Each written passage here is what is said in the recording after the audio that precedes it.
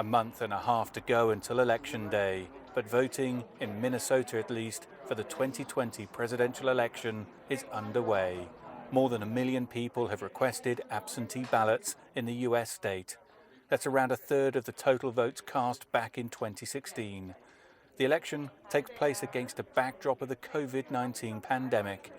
A number of safety precautions have been put in place. I felt get out early, make sure I get my vote in and counted.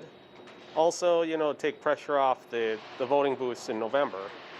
And it's also, hey, we're voting the first day here in Minnesota. Let's get up right in the morning and go do it. I think it feels more important than usual. I mean, in the previous election, it was a lot closer than expected, which I think will probably drive out the turnout a little bit higher this year.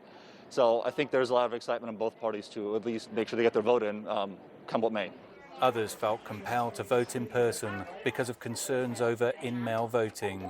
President Trump is among those who claim those ballots are a recipe for fraud.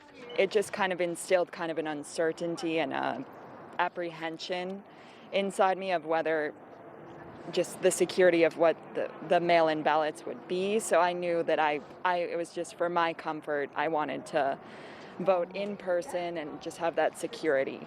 Organisers here, though, are quick to allay those concerns.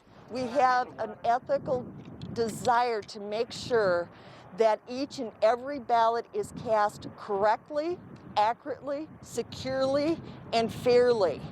That is our #1 priority. Although the voting process is essentially over for these Minnesota residents, that has not stopped both President Trump and Joe Biden hitting the campaign trail here. I know how to do the job of being president. It's pretty clear. Even though the state has voted for the Democratic nominee since 1976, Trump remains hopeful of flipping the state. Well, I just want to say hello, Minnesota. We love you, Minnesota. You're great, great place. We're going to win Minnesota. Minnesota has the feel of a battleground state. Although most polls have Joe Biden ahead, one poll this week had the lead within the margin of error. So expect further high-profile campaigning before this election is over. Dan Williams, CGTN, Minneapolis.